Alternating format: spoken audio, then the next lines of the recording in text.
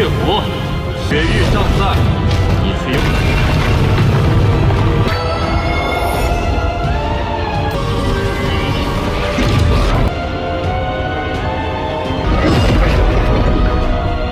走，快！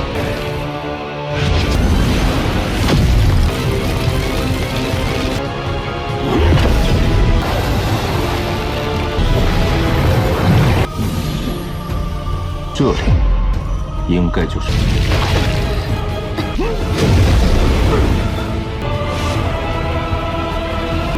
我行踪出翼。Halo kalian semua, selamat datang di channel Donghua Master. Bagaimana kabar kalian semua? Mimin harap kalian semua baik-baik saja. Dan pada video kali ini kita akan melanjutkan alur cerita dari serial Donghua Renegade Immortal episode ke-68.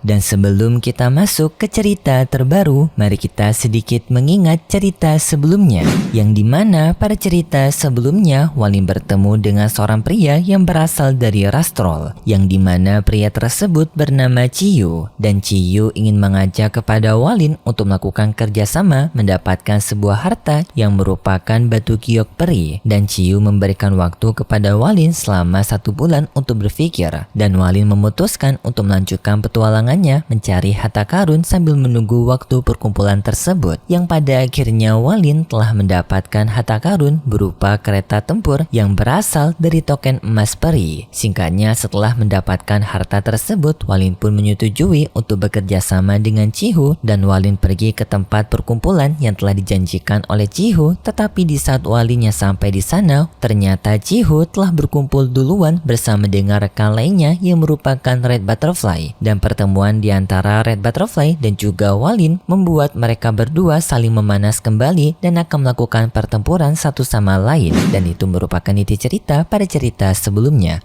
Kalau gitu pun sekarang langsung saja kita masuk ke bagian cerita terbaru. Cerita ini berlanjut dengan diperlihatkan Walin yang telah sampai di tempat mereka, tetapi Red Butterfly di sini ia langsung menyerang ke arah Wanglin akibat permasalahan di antara mereka berdua, yang di sini sebenarnya Cihu berniat untuk menghentikan Red Butterfly, tetapi sayangnya ia terlambat karena Red Butterfly yang langsung menyerang ke arah Wanglin. Walin pun langsung menahan serangan tersebut menggunakan kata gunturnya, yang dengan segera juga Red Butterfly mengeluarkan patung Medusa. Walin mengeluarkan serangan naga kegelapan, tetapi serangan itu dapat dengan mudah dibekukan oleh patung Medusanya Red Butterfly, yang setelah itu Red Butterfly mengatakan bahwasanya ia sekarang tak akan membiarkan Walin untuk kabur kedua kalinya, yang setelah itu Red Butterfly mengeluarkan dinding pelindungan untuk mencegah Walin agar Walin tak bisa melarikan diri. Walin pun menyadari bahwasanya keributan ini tak akan bisa dihentikan dengan cara berbicara, jadinya Walin juga bersiap-siap untuk bertarung melawan Red Butterfly ataupun Hong Die ini. Walin sangat menyadari mungkin pertarungan ini akan menjadi sulit karena ranah Hong Die yang jauh lebih tinggi daripada Wanglin, yang di sini pun Walin langsung mengeluarkan senjata tombaknya menyerang ke arah dari Hong Die, yang dalam penyerangan ini juga Walin mencoba untuk menjatuhkan mentalnya Hong Die untuk memperlemah kekuatan domainnya Hong Die, karena kekuatan domain seseorang akan jatuh jika mental dari penggunanya mengalami sakit hati melalui perkataan, yang di sini Walin menyinggung tentang kematian dari orang tuanya Hong Die yang akibat dari Hong Die itu sendiri, yang di sini pun Cihu melihat Zheng Niu ataupun Walin cukup kaget dengan Walin yang dapat mengetahui cara untuk memperlemahkan kekuatan orang lain dengan cara menjatuhkan lawannya. Perkataan dari Walin sebenarnya berhasil untuk menyinggung perasaan dari Hong Die.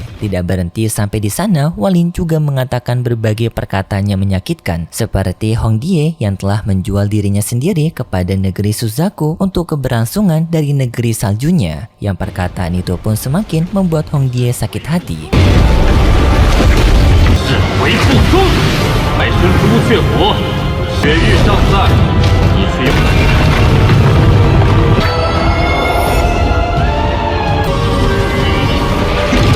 membuat pertahanan dari Hong Die semakin melemah dan senjata Wang Lin pun hampir mengenai Hong Die. Tetapi sayangnya di saat itu Hong Die mengeluarkan sebuah bunga yang kelopak bunga itu dilontarkan ke arah senjatanya Wang Lin, dan tak disangka kelopak bunga itu dapat menghentikan serangannya Wang Lin. Yang setelah itu Hong Die juga mengatakan bahwasannya Wang Lin merupakan orang pertama yang telah memaksakan dirinya untuk mengeluarkan senjata ajaibnya, dan hal ini merupakan suatu kehormatan bagi Wang Lin karena Wang Lin yang akan tewas dengan senjata ajaibnya. Tetapi setelah itu Cihu langsung menghentikan mereka berdua dengan aura kekuatannya, mengancam kepada mereka berdua jika mereka berdua tetap berkelahi satu sama lain, maka ia akan menggunakan cara kekerasan untuk menghentikan mereka berdua. Wang Lin menjawab bahwasanya ia tak keberatan dengan keributan ini. Hong Die tidak takut dengan ancaman dari Cihu, ia tetap berani untuk menghadapi Wang Lin dan juga Cihu secara bersamaan. Tetapi Cihu langsung serius dengan tekadnya, yang langsung Cihu mengeluarkan bayangan roh primordialnya dengan wujud raksasa dan sambil mengatakan jika Hong Die tetap berani untuk membuat keributan dengan Wang Lin, maka ia akan benar-benar menggunakan cara kekerasan, dan juga ia akan melaporkan hal ini kepada leluhurnya Hong Die agar leluhurnya Hong Die tahu bahwasanya Hong Die telah membuat keributan bersama orang lain dengan alasan yang tidak jelas. Wang Lin juga mempersiapkan dirinya dengan memegang bendera larangan, tetapi pada akhirnya Hong Die pun memutuskan untuk mengikuti perkataan Cihu. Ia menghentikan serangannya, tetapi ia juga meminta kepada Cihu untuk nantinya jika mendapatkan kotak dari peti batu giok, maka harta itu akan menjadi miliknya. Cihu pun akhirnya merasa lega karena keributan ini yang telah mereda. Tetapi baru saja keributan mereda, Wang Lin malah memanasi-manasi lagi cuy, dengan mengatakan, "Red Butterfly, jangan kau pikir aku tidak bisa membunuhmu. Percayalah, dengan satu jentikan jariku saja sudah bisa meruntuhkan langit ini." Gokil. Boleh juga gayanya Wang Lin cuy. 好，是不？就会崩溃。你信不信我手中神通之术？你莫非真以为 Cihu kembali lagi menenangkan Wang Lin dengan mengatakan bahwasannya nanti harta yang akan mereka dapatkan akan dibagikan secara adil, dan Wang Lin menerima penawaran itu yang akhirnya membuat keributan mereka benar-benar berakhir. Tetapi gak sepenuhnya, karena Hong Die lagi-lagi mengancam kepada Wang Lin jika mereka telah menyelesaikan urusan mereka, Hong Die akan menantang Wang Lin untuk bertarung kembali, dan Wang Lin menjawab bahwasannya ia akan bersedia untuk menemani Hong Die bermain. Mantap cuy. Kemudian pun kita berpindah ke sebuah tempat pagoda yang di sana adanya seorang pria berbaju merah yang namanya itu kalau nggak salah Zoe, bertemu dengan seorang perempuan yang berada di pagoda tersebut, yang ternyata perempuan ini merupakan pasangannya Zoe. Tetapi tampaknya perempuan ini sepertinya berada di kondisi yang tak normal karena tampak Zoe yang bersikap romantis kepada wanita itu yang bernama Ting Er, tetapi Ting Er ini sama sekali tidak memberikan respon kepada Zoe, seolah-olah seperti boneka. Tetapi di sini Zoe mengungkapkan kalau tujuannya adalah untuk mendapatkan batu peri giok yang sepertinya untuk mengembalikan kondisi dari sang kekasih yaitu Ting Er. Yang setelah itu pun Zoe memasukkan Ting Er ke dalam pagoda Xiayunya, dan setelah itu pun ia pergi dari sana. Dan bahan sebelumnya yang dibutuhkan oleh Zoe yaitu batu peri giok merupakan bahan yang sama juga diincar oleh Wang Lin bersama dengan rombongannya. Jadi kemungkinan besar nanti mereka akan saling bertemu. Kembali kepada Wang Lin yang sekarang bersama dengan rombongannya melanjutkan perjalanan, dengan di sini mereka menaiki burung Phoenix S yang dimiliki oleh Hong Die, dan di sini pun Ciu memberitahu bahwasanya mereka sangat dibantu oleh burung Phoenix birunya dari Red Butterfly karena burung Phoenix ini dapat membantu mereka melewati badai kabut es yang memiliki suhu dingin yang sangat ekstrim. Jika mereka tanpa menggunakan bantuan Hong Die, kemungkinan besar mereka tak akan bisa melewati badai es ini. Perjalanan mereka terus berlanjut sampai pada akhirnya mereka tiba di sebuah tempat peristirahatan. 极为少见的一处重叠碎片。都已经做完了。道友辛苦，接下来交给我们。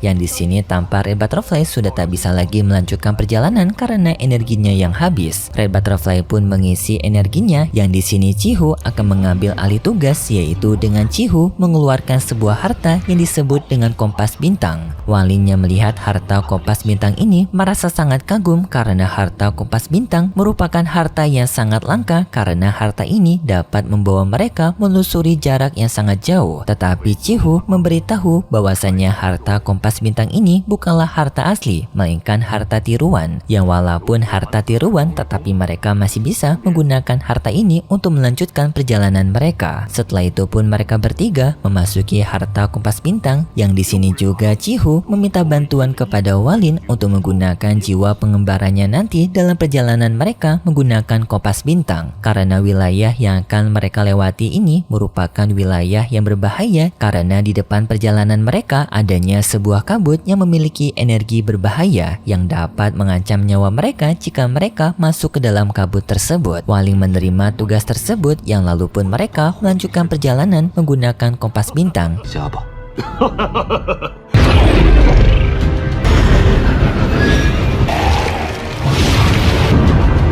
前方 Yang di sini Walin menggunakan para jiwa pengembaranya untuk melihat jalan yang berada di depan agar membuat perjalanan mereka bisa aman.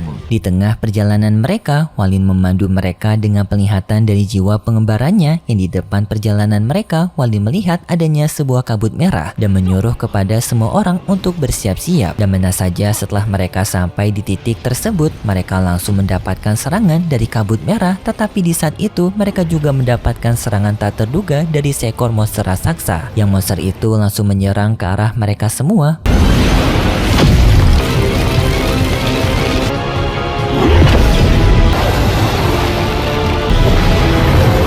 Tetapi untungnya berkat Walin sebelumnya yang telah memberikan aba-aba kepada mereka, membuat Cihu bisa mengantisipasi serangan dari monster tersebut dengan cara Cihu mengendalikan kompas bintang agar bisa menghindari serangan dari monster tersebut. Red Butterfly yang melihat monster itu tak mengenali monster itu. Cihu juga menjawab dirinya juga tidak mengetahui mengenai monster itu. Namun di sini Walin tak disangka mengenali monster merah itu dengan memberitahu bahwasanya monster merah itu merupakan monster penghuni dari alam kekosongan dunia peri dan dikategorikan sebagai monster yang sangat berbahaya. Bahkan jika adanya para leluhur dewa terkuat pun, mereka akan juga mengalami kesulitan untuk melawan monster itu. Tetapi Red Butterfly yang mendengarkan penjelasannya Walin tak percaya. Ia pun menuduh bahwasanya penjelasannya Walin hanya mengarang saja. Tetapi tak lama kemudian Walin merasakan kemunculan dari monster itu kembali. Yang di sini Walin menyuruh kepada mereka untuk pergi ke wilayah timur. Tetapi di sini Cihu tak percaya dengan perkataan Walin karena sebelumnya mereka telah melewati monster sebelumnya. Mana mungkin monster itu mengejar mereka. Melihat penolakannya Cihu, Walin pun mau tak mau pergi meninggalkan mereka karena Walin tak ingin mati bersama mereka. Cihu bersama dengan Red Butterfly tetap berpikir Walin sepertinya salah perhitungan, tetapi tak disangka perhitungan Walin benar karena tiba-tiba saja monster merah itu kembali lagi mengejar mereka dengan kecepatan tinggi. Yang di sini pun kompas bintang mereka mendapatkan serangan dari makhluk merah tersebut. Yang di sini membuat Red Butterfly harus mengeluarkan harta ajaibnya kembali, yaitu kelopak bunga untuk bisa mengusir binatang merah tersebut. Yang bahkan di sini Red Butterfly sampai mengeluarkan 2 kelopak bunga yang membuat Red Butterfly mengalami serangan balik, tetapi pada akhirnya Red Butterfly bersama dengan Cihu bisa keluar dari serangan monster merah itu.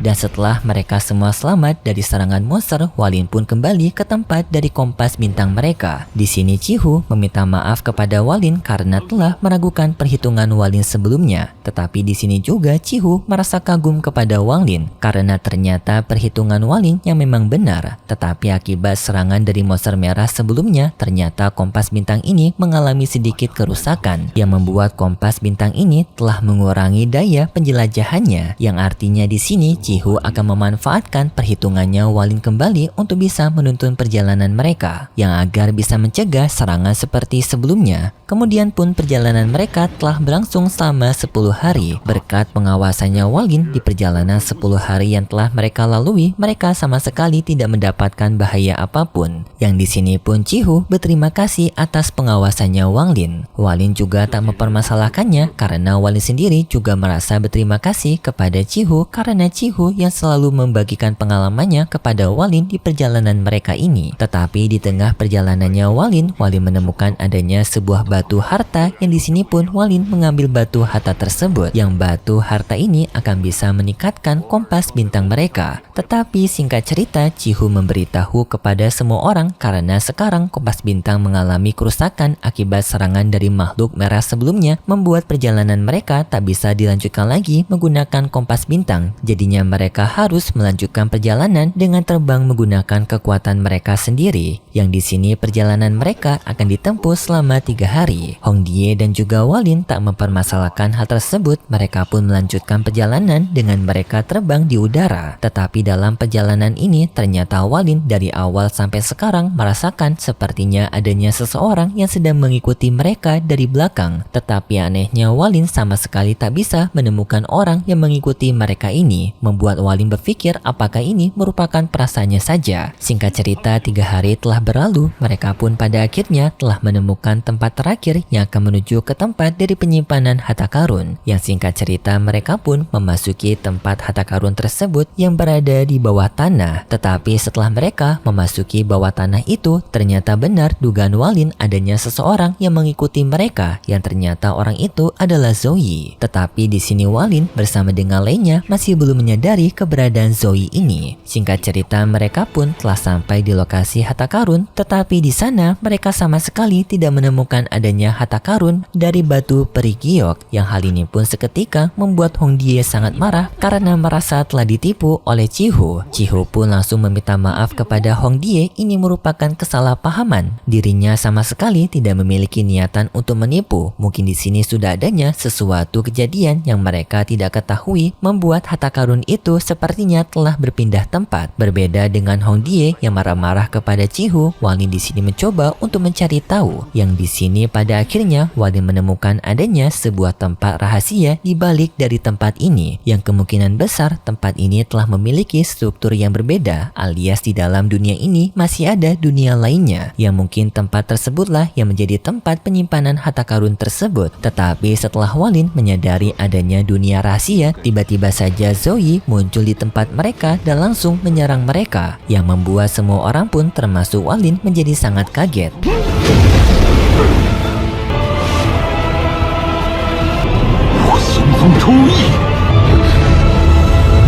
Tetapi sayangnya setelah itu alur cerita dari serial Donghua Renegein Immortal episode ke-68 bersambung. Dan episode kali ini cukup mengandung emosi di bagian Hong Die ini cuy. Karena Hong Die ini yang sikapnya terlalu meremehkan Walin dan juga sangat pemarah sekali. Gak dapat harta karun menyalahkan Cihu. Tapi ya sudahlah ya, karena memang begitu sikapnya Hong Die. Kalau gitu pun terima kasih buat kalian semua yang sudah menonton video ini sampai akhir. Jika kalian suka dengan video kali ini, bisa beri like serta subscribe, dan sampai jumpa di video selanjutnya. See ya!